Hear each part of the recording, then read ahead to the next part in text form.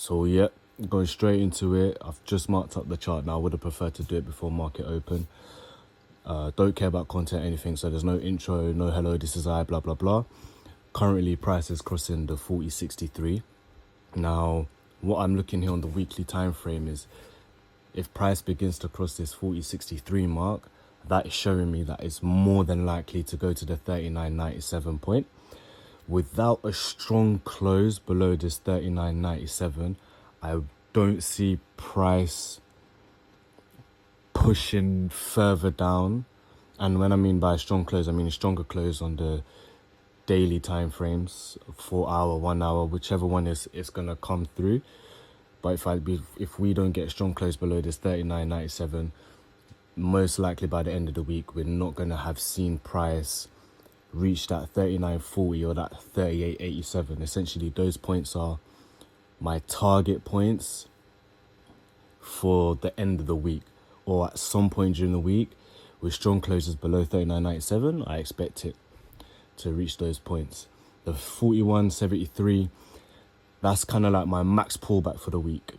I don't want to see price pulling back beyond that point because I'm going to lose my bearish sentiment that I have. If I do see strong closes above this point, I'm expecting the weekly time frame to kind of close around that 42, 44 mark, stretching like a big stretch, that 43.13 mark. If we now just go to the daily time frame nice and quickly. So essentially on the daily time frame, I don't want to see it. Let me just make sure I got the right lines here. Fucking no. Yeah. So on the daily time frame, I don't want it to be crossing that 41.23 mark. I don't want to see it, really and truly. If it does, it's starting to break previous day highs, and it's gonna kind of support the rejection that we could kind of see that's happened on the previous days when it's reached this 40 mark, this key level area. So I don't really want to see that. What I want to see preferably is price on the lower time frames closing below that 42 mark. That's going to show me that the next day, as in Tuesday, is probably going to keep price pushing down to the lower points. But this 40 mark is a strong resistance area for price going down. So if I see the daily crossing that and we're getting good closes on the lower time frames, that's going to support the downward trend move towards essentially the 4,000 mark, that 4,000 price point. If we get strong closes below 40, we can see it go there. Nothing's guaranteed, but that is how I'm expecting it. And then if price is holding strong below that 4,000 mark, then we will see that push down to 39.27. We will have to keep in mind of that little rejection point at 39.74, 10 pips below the 39.75 key level. So we'll have to keep that in mind, that we could see price then reject from here again, as it's done on previous days. So if you are in a trade at that point, you do want it closing below that 39.75 on whatever time frames you like to watch your trades and manage your trades. You want to see price holding strong below there. Otherwise, it could be indicating that price is going to reject.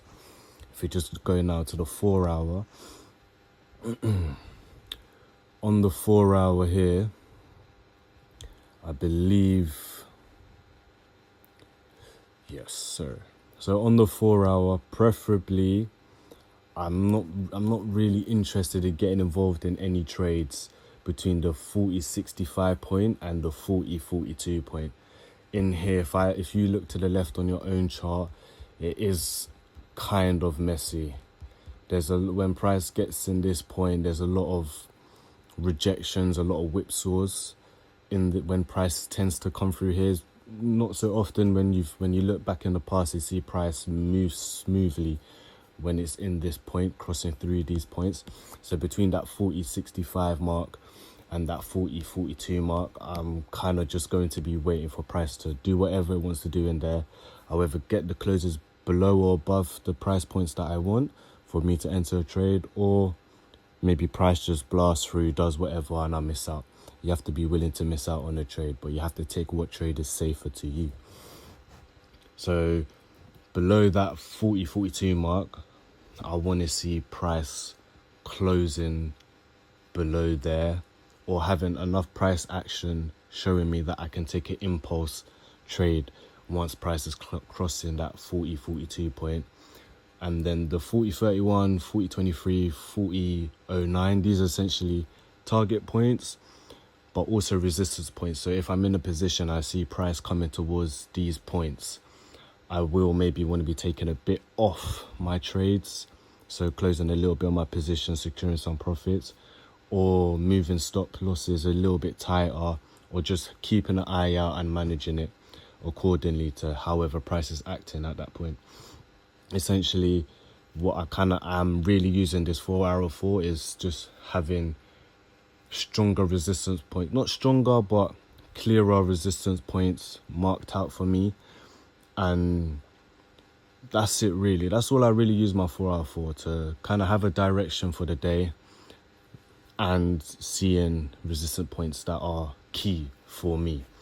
I don't really want to see the 4 hour crossing that 40-89 point. That's kind of like my max pullback that I want to be seeing that on the 4 hour. My maximum pullback to keep my bearish sentiment on the 4 hour is that 4100 point. Crossing that 4100 point, I will be looking at maybe seeing if there's some buys on the lower time frames that I can enter on. But looking at the 4 hour on the higher time frame where I would want to enter buys, it's a bit too messy for me. I don't really like what I'm seeing. Maybe on the lower time frames, there's a bit more information there that I can see where I want to enter and what I want to target. Going to the 1 hour now, try keep it brief. So on the 1 hour, it's not on the screenshot, but in that 40-61 area, with a little quick trade targeting that 40-54, you could have taken that. I've just seen it now. You know, it's closing but 10 pips. It is still 10 pips above the 40-60 key level, but if you had a strong close and there was good price action on the lower time frames, I like to enter on the 5 minute, on the 5th or the 15 minute, rarely the 1 minute. There could have potentially been a trade here, just seeing that. But yeah, so on the 1 hour, I don't want to see price now when it's coming up to New York session, because I like to trade New York session mainly.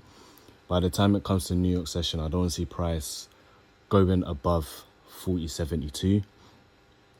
Really and truly, I don't want to see it going above 40.84. If it's going above 40.84, I may be looking to see how I can get into buys. But 40.72, I kind of want it to stay below this resistance point and just keep the downwards momentum and pressure.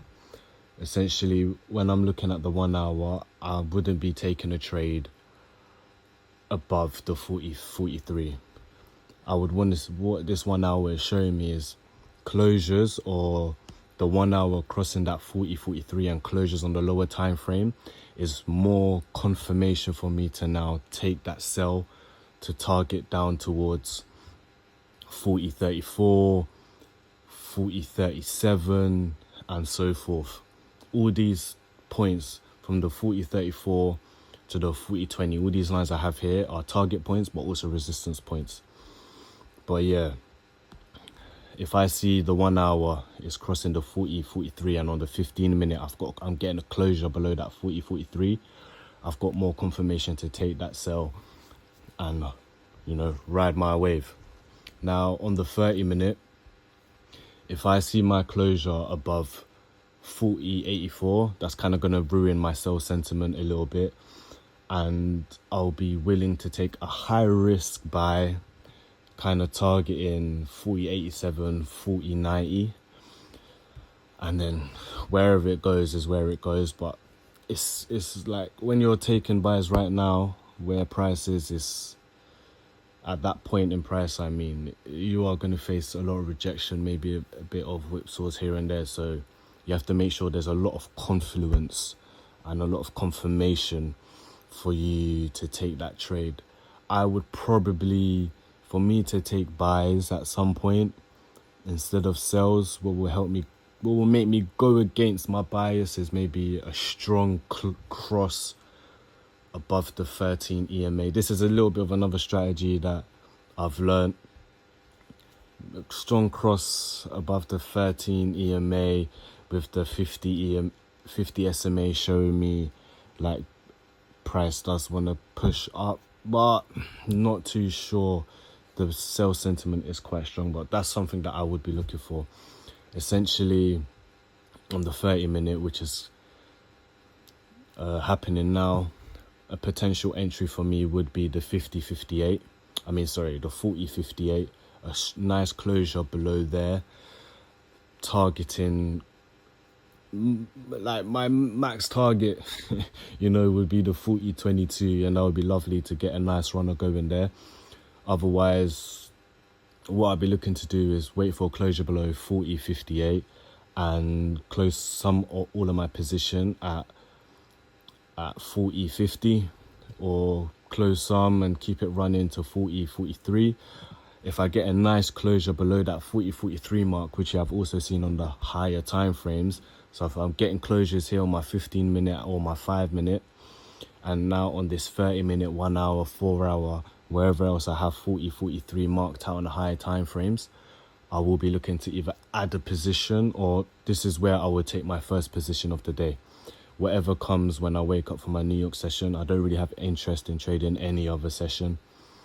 Only rarely, I'll trade a session that's not the session that I've chosen, the session that I've learned to watch how price action behaves. That's what everyone should do, in my opinion. Learn how your pair of choice acts during that session time, and whatever strategy you have, how it applies to that session, how effective it is during that session. I'm not going to keep repeating myself. From 40-30 to 40-22, it's kind of like target points and resistance points, places I want to keep in mind. Going to the 15-minute now, nice and quick. I don't have anything marked up in terms of buys, because for me to take a counter trend move right now, I would want to see a nice close above the 13 EMA with the 50 SMA supporting that upwards direction, and some other confluences. I'm not really here to teach right now. I can't be bothered to teach people, but I'm just putting this out there. People can kind of see how you look at the chart, all the stuff you kind of need to put together. Is like, you don't choose one time frame. I'm getting a phone call. I hope you lot can hear what I'm saying. I'll find out soon. But yeah, you don't choose just one time frame and kind of trade on that time frame. You want to combine all the time frames together that works with how you think, with your strategy, whoever you've learnt it from, or whether you taught yourself or you figured something out, whatever it is, you kind of want to have multiple confluences across the time frames, from the higher time frames to the lower time frames. So on the 15-minute, if I get this closure below now, show me that 40-57 point. If I get a closure below there, I will be trying to take this trade down. My next resistance points really and truly be the 40-55 key level. I may be looking to close a little bit of my position here, depending on how price action is behaving, but mainly I'll be trying to take that down to the 40-50. At around the 40-50 and the 40-43 again, I'll be looking to maybe add another position, or that'll be entering the first trade of the day. But yeah, essentially, and then trying to hit those resistance points and those targets that I have marked out further down. But key takeaway is, for me, maybe I might enter now, before New York session, if I'm active on the charts. If I get a nice closure that I want to see below 40-58 on the 15-minute at this time of the day, for me, New York session, I preferably trade on the 5-minute. I'll be taking that sell. And then if I get a closure below 40, 49 and 40, 43, that's where I'll be looking to enter my sell trades, and I have my targets going downwards. And yeah, that's pretty much it. Maybe this video might help someone. You know, maybe I've dropped in a little bit of information here, a little bit of information there that could be valuable. I haven't really gone into detail why I've chosen these points, etc. But yes, goodbye people. And before New York session starts, I'll refresh the chart a little bit. Maybe price has moved. I had to put in new markings for where to enter a trade, and I'll be posting that online as well. Goodbye.